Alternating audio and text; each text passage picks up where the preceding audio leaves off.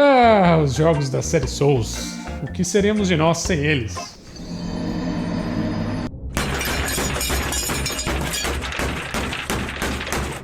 O enorme sucesso da famosa franquia criada por Hidetaka Miyazaki acabou dando início a uma série de títulos memoráveis, seja dentro ou fora do universo Souls. E no ano de 2022, tivemos de certa forma a culminação dessa jornada com o game mais ambicioso já feito pelo time japonês. Falamos, obviamente, de Elden Ring. O gigantesco RPG da From Software alcançou sucesso massivo, somando, já em sua primeira semana, milhões e milhões de cópias vendidas. Contudo, o colossal jogo, apesar de ter sido recebido de maneira calorosa, tanto pela imprensa especializada como o público em geral, alimenta dentro de muitas comunidades discussões extensas sobre um tópico em particular. If a boss can enter yet another boss who some of these bosses are not fun. Mas afinal, por que existe tanto debate em relação aos chefes de Elden Ring? Especialmente aqueles que são enfrentados nas partes finais da aventura. Você está no canal Metamorfose, e no vídeo de hoje faremos uma análise sobre as mecânicas desse gigantesco RPG. E para realizar tal empreendimento, traçaremos um fio condutor ao longo dos títulos dirigidos por Miyazaki, buscando compreender como a equipe do diretor japonês foi rebalanceando, alterando e modificando o sistema, até chegarmos, é claro, no resultado que foi apresentado em Elden Ring. E ainda que não nos debruçaremos sobre a narrativa, vale destacar que o vídeo terá spoilers no sentido em que vamos mostrar alguns chefes das partes finais de vários desses jogos.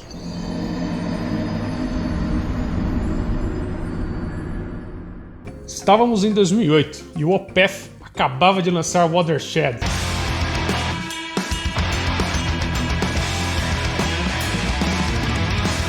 Mas é claro, também a From Software lançava Demon's Souls, título exclusivo para PlayStation 3. Enquanto que muitas empresas optam por um sistema de combate mais frenético e caótico, Demon's Souls já deixava claro qual era a dinâmica almejada por Miyazaki.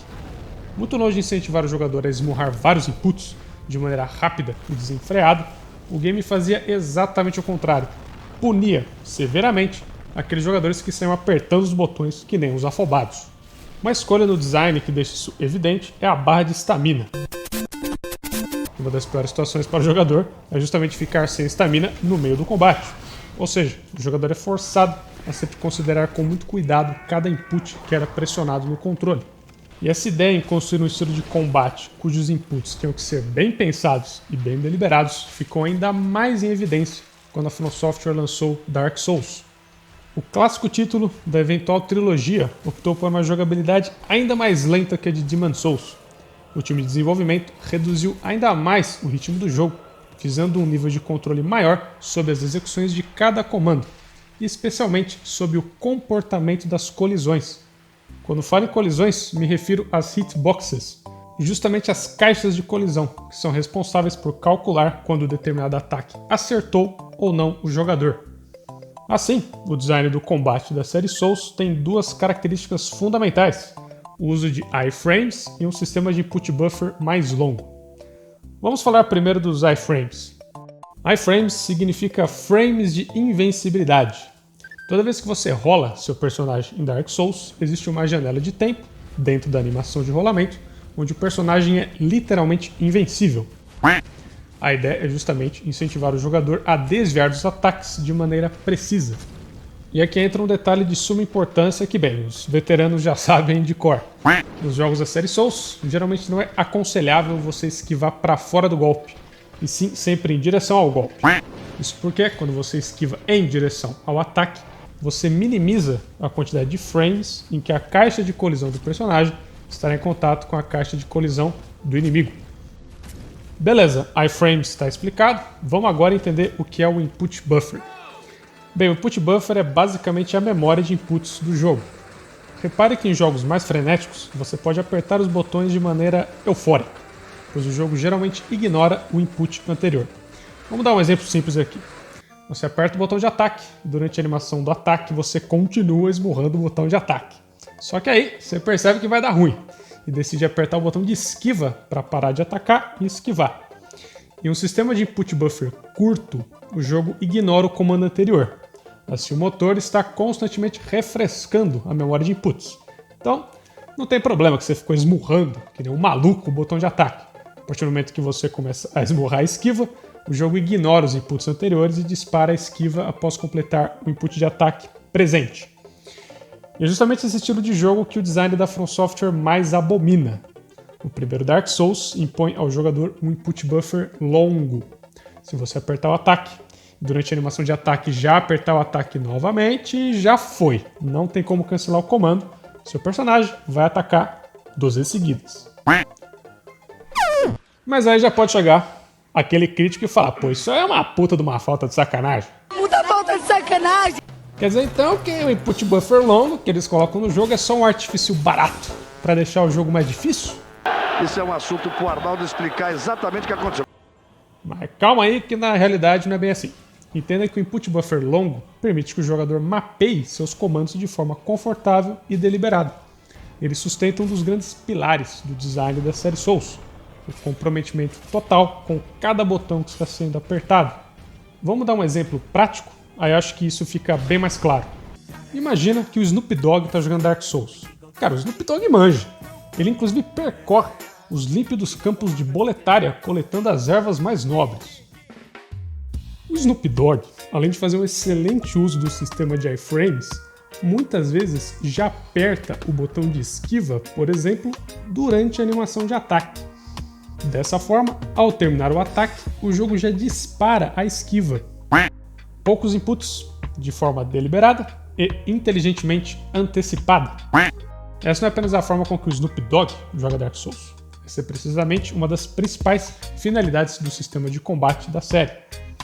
O design é pensado para punir os esmurradores de botões e recompensar os guerreiros de coração frio, aqueles que não se abalam e esperam a janela correta para esquivar e atacar, se utilizando do input buffer longo para mapear seus comandos de maneira confortável e minuciosa. Só que é claro, além disso, a série Souls se apresenta como um RPG, o que dá à franquia um tempero especial, pois o estilo de jogo do Snoop Dogg é apenas uma das formas de se interagir com o combate. O jogador tem à sua disposição diversas classes e ferramentas diferentes, razão pela qual tantos jogadores afirmam, com muita razão, que não faria sentido adicionar um modo de dificuldade fácil ao jogo. A dificuldade do Dark Souls é extremamente flexível, pois ela se baseia na experimentação. O time de desenvolvimento quer que você engaje com as mecânicas, e isso das mais diversas formas. Desde o cara que memoriza perfeitamente todas as janelas de ataque, a pessoa que manipula os atributos e monta aquela build completamente quebrada, ou o jogador mais casual que monta uma classe mais defensiva, mais segura.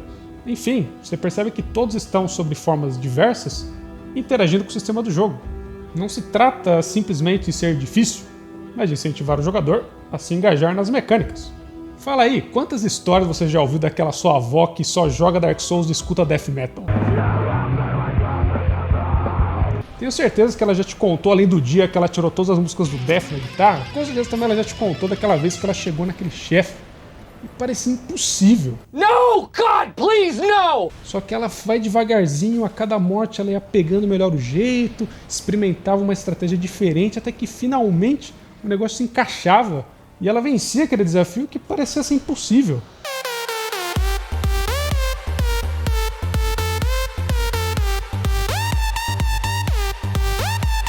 O bom jogador de Dark Souls não é necessariamente aquele que zerou a trilogia sem tomar nenhum hit, mas o jogador que ingressou na experiência disposto a aprender com o jogo.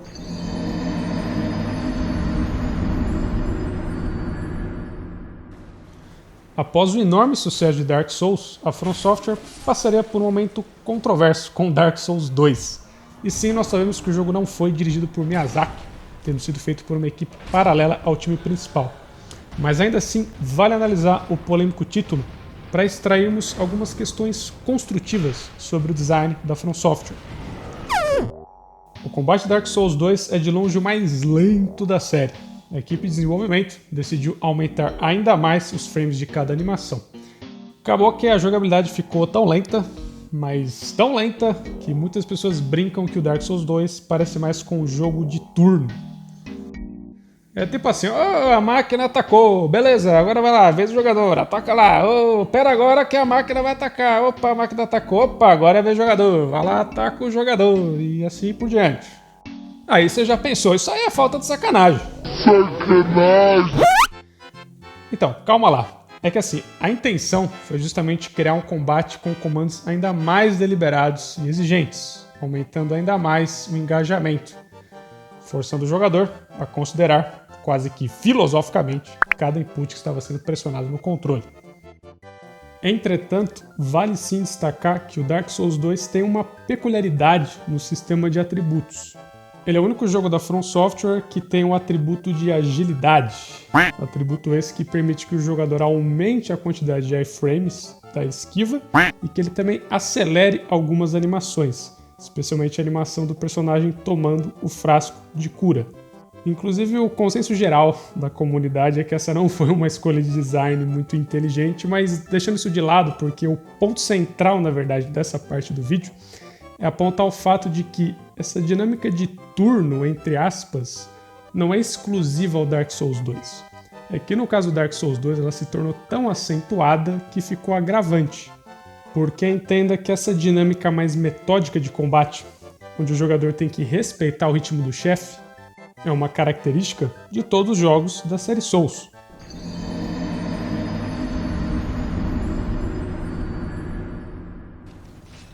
Entre o segundo e o terceiro jogo da série Souls, a From Software lançaria a beldade conhecida como Bloodborne. Até hoje, infelizmente, só jogável em sua versão original de PlayStation 4.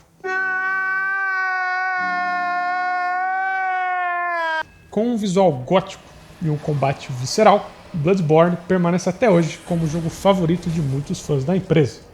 Mas, tragicamente, dado ao foco do vídeo, a gente já vai saltar direto para o Dark Souls 3. O único ponto importante a destacarmos foi o aumento enorme na velocidade do combate. E após o sucesso de Bloodborne, o Miyazaki retornaria, junto com o Snoop Dogg, para produzir o terceiro jogo da série Souls. E é curioso que, se tratando do terceiro título da franquia, existe um elemento que, ao contrário da situação do Elden Ring, é venerado massivamente. Justamente as lutas contra os chefes. E aqui não podemos de maneira alguma menosprezar o incrível trabalho artístico. Os confrontos de Dark Souls 3 são visualmente épicos, com trilhas sonoras bombásticas.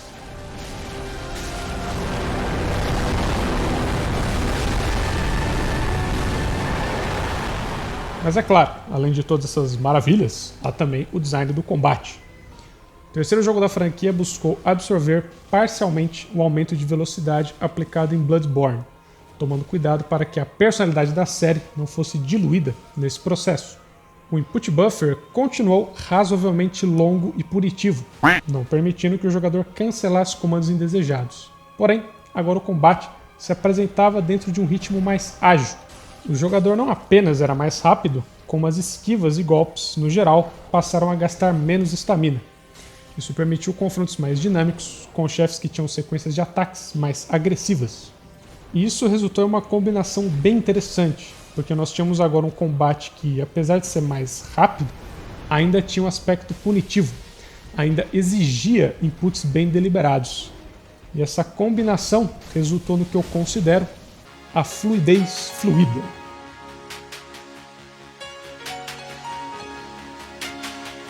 Este termo tão original quanto tosco que utilizaremos daqui em diante.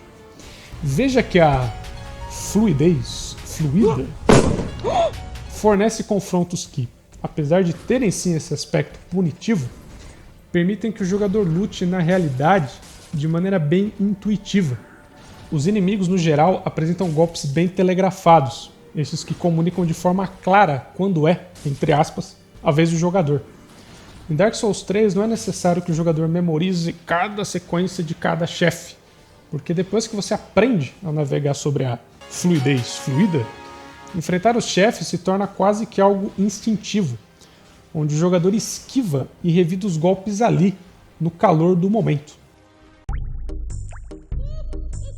Mas é claro que, como todo sistema de combate, o terceiro jogo tem sim seus pontos cegos que já foram devidamente apontados pela comunidade. dado o aumento de velocidade do jogador, vários adversários podem ser vencidos simplesmente esmurrando o botão de ataque. A esquiva muitas vezes é complacente demais com o jogador, até incentiva de certa forma a esmurrar o botão de esquiva em alguns momentos e etc. Contudo, apesar desses problemas pontuais, a gente pode dizer que no geral o Dark Souls 3 conseguiu uma conclusão bem satisfatória do arco iniciado lá pelo Demon Souls. O Miyazaki conseguiu, junto com o Snoop Dogg, apresentar combates que combinaram todas as ervas de forma coesa, todas as experiências de forma coesa. Visualmente, os combates são um espetáculo, a trilha sonora é bombástica,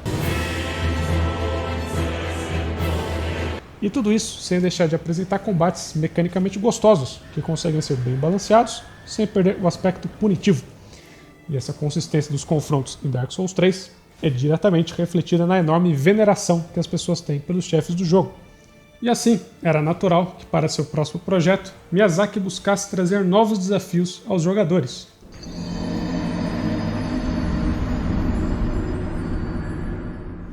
Após ter alcançado fama notória com a série Souls, a From Software eventualmente fecharia um contrato com o demônio. Nesse caso, a EA Activision. O curioso é que o contrato não adquiria a alma da From Software por toda a eternidade. Na verdade, a parceria almejava o desenvolvimento de um novo jogo da série Tenchu, um game clássico do PlayStation focado em samurais. Mas aconteceu que ao longo do desenvolvimento, o projeto acabou ganhando uma identidade própria. E assim houve um acordo mútuo entre a desenvolvedora e a Activision para que o jogo fosse lançado como uma franquia nova. Não há dúvida de que Sekiro é substancialmente diferente dos outros jogos apresentados nesse vídeo. Como havíamos dito, na fórmula tradicional do Dark Souls, geralmente você tinha dois caminhos para se lidar com o desafio.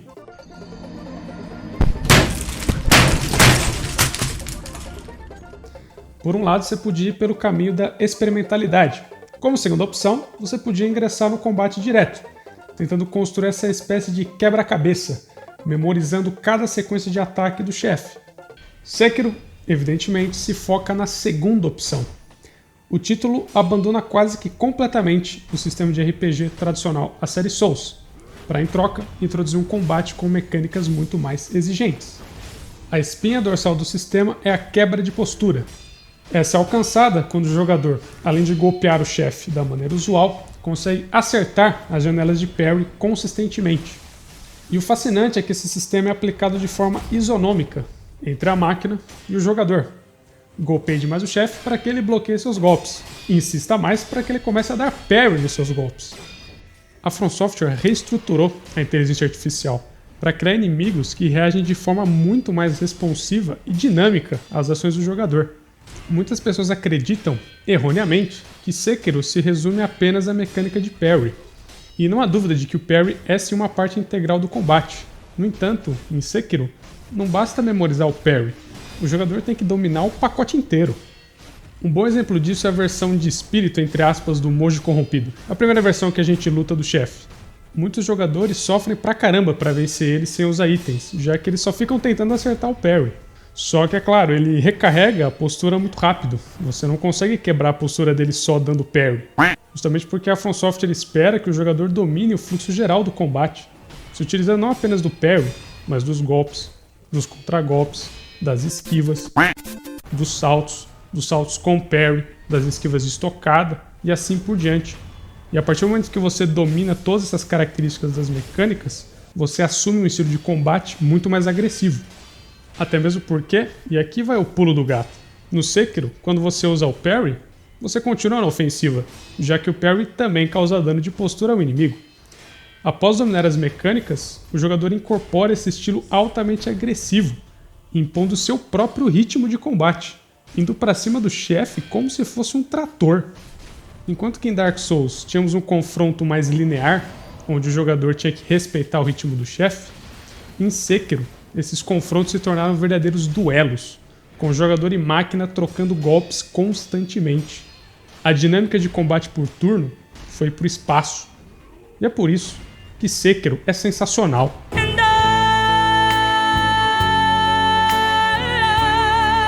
Making my way downtown, walking fast. E mais sensacional que o Sekiro, só esse canal mesmo. Então inscreva-se, deixa seu like, pois chegamos ao objeto central do vídeo. Especialmente porque aqueles jogadores que não se adequaram ou não tiveram contato com essa nova dinâmica apresentada em Sekiro, teriam um obstáculo enorme ao jogar Elden Ring.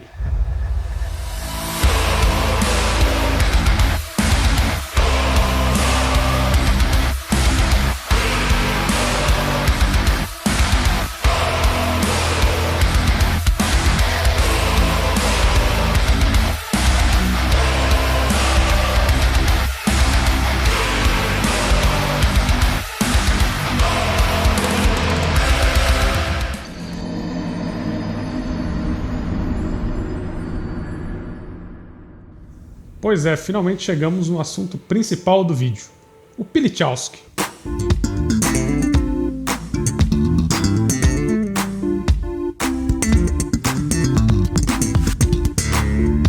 Mas tem também, é claro, o Elden Ring. Após ter alcançado um sistema de combate muito mais dinâmico com o Sekiro, a From Software buscou, com o Elden Ring, trabalhar em duas frentes. De um lado, teremos um sistema de RPG mais expansivo e rico já feito pela empresa. Já do outro, no combate, a empresa buscaria absorver os aspectos do Sekiro, criando assim um combate com mecânicas mais exigentes, o que também aumentaria o engajamento do jogador. O primeiro chefe da linha principal é o Margit, esse que já faz um bom trabalho em apresentar ao jogador a dinâmica do Elden Ring. Margit tem um ritmo notoriamente agressivo para um primeiro chefe de um típico jogo da From Software. Ele lê constantemente a posição do jogador para decidir como ele vai agir ao longo da luta. Note inclusive que a From Software até mesmo colocou 2 buracos na lateral da arena, então já automaticamente o jogador, quando entra na arena para enfrentar o Margit, ele já automaticamente presta mais atenção no posicionamento dado aos 2 buracos na lateral. Se durante as sequências do Margit o jogador tenta rolar para dentro, especialmente mais à esquerda do chefe, ele dispara ataques rápidos com a adaga. Se o jogador se manter uma distância média, ele tende a dar ataques pesados com o cajado. Se o jogador se afasta mais, ele lança adagas contra o jogador. Inclusive, durante os ataques pesados de cajado, o Margit pode ficar bastante vulnerável a um ataque pelas costas. Porém, o chefe também consegue revidar com o rabo, caso o jogador caia atrás dele. Percebe como o posicionamento do jogador acaba definindo quase todo o fluxo do combate? E vale destacar que muitos aspectos que nós vamos comentar já estavam presentes nos jogos mais antigos do Miyazaki, mas foi justamente a partir do Sekiro que eles se tornaram mais proeminentes. O Margit, em vez de simplesmente disparar sequências contra o jogador, lê constantemente o posicionamento. Assim ele pode tomar decisões de maneira dinâmica, muitas vezes estendendo uma sequência e outras vezes cancelando uma sequência. Veja que nos jogos mais antigos do Miyazaki, era muito comum os jogadores chegarem perto do chefe para que ele disparasse uma sequência, só que é claro, durante a sequência o jogador se afastava, esperava o chefe ficar vulnerável, entrava de novo e punia o chefe. Agora não. Vários desses chefes que têm sequências mais complexas cancelam a sequência no meio, voltam ao estado neutro, onde eles estão lendo a posição do jogador. Então, cara, vai ter que comer feijão.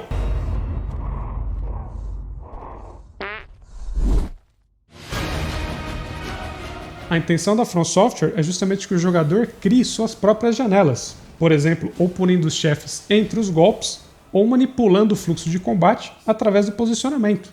Outra maneira de criar janelas é justamente através do botão de pulo. Veja que o botão predileto do Van Halen não é bom simplesmente pela questão do ataque, mas porque ele também atua como uma ótima esquiva.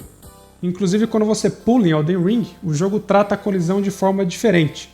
Quando você está no ar, o jogo só computa a colisão contra o jogador, caso o golpe acerte o jogador da cintura para cima.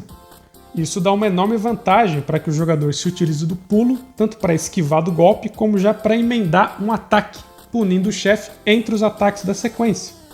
E o engraçado é que às vezes quando você dá um ataque aéreo pesado, depois que você bate o ataque no chão, o personagem fica um tempo abaixado. Então às vezes o chefe erra também o golpe seguinte, já que o personagem está abaixado. Outra maneira de se impor no combate é através justamente da quebra de postura. Igual ao Sekiro, o Elden Ring também aplica a quebra de postura de forma mais homogênea. A postura é usualmente definida pelo tamanho da criança. Inimigos grandes precisam tomar mais hits para sofrer a quebra de postura. Só que eles também demoram mais tempo para resetar a barra de postura. Vai destacar que, diferente do Sekiro, eles não vão recuperando gradualmente, eles resetam a barra mesmo. E aí, é claro, inimigos menores precisam de menos hits para sofrer a quebra, só que eles recuperam, né, resetam a barra de postura mais rápido. O ataque que mais causa dano de postura não é, diferente do que muitos pensam, o ataque pesado aéreo, e sim um ataque pesado no chão mesmo, quando você aperta e continua segurando o R2. Esse é o jeito que o Snoop Dogg quebra a postura de todo mundo. Outra maneira é através do Ashes of War, que é na verdade uma evolução da Weapon Arts que nós tínhamos no Dark Souls 3. As Ashes of War são basicamente skills especiais de magia que o jogador pode alocar na arma. E claro, algumas armas especiais têm um Ashes of War pré-determinado que não pode ser trocado. E a questão é que existem skills dos mais variados tipos que ajudam nas mais variadas das situações. Golpes focados em um inimigo só, golpes de área que são ótimos, seja para quebrar a postura ou para atacar vários inimigos ao mesmo tempo, e até mesmo esquivas.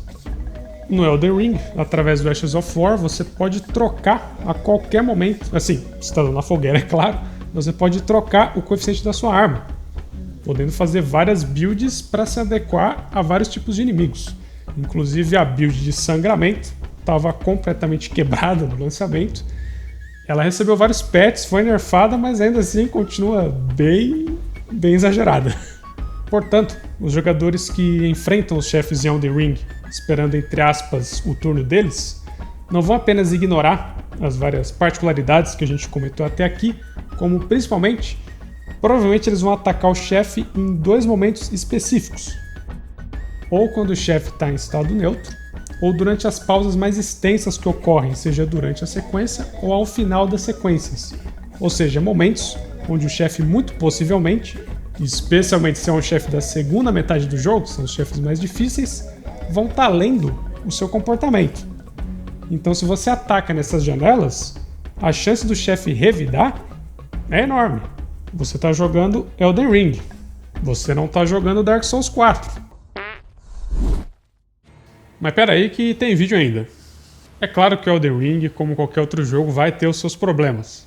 Primeiro que assim, ele sofre de uma grave situação de troca de qualidade por quantidade. Então tem chefe que é ruim mesmo, que não tem graça mesmo. E quando eu digo não é só a questão da reciclagem, né, que vários chefes são reciclados, mas também entra muita questão da parte visual. O que eu quero dizer da parte visual é que, sem dúvida, um dos grandes elementos do Dark Souls 3 foi justamente os combates épicos.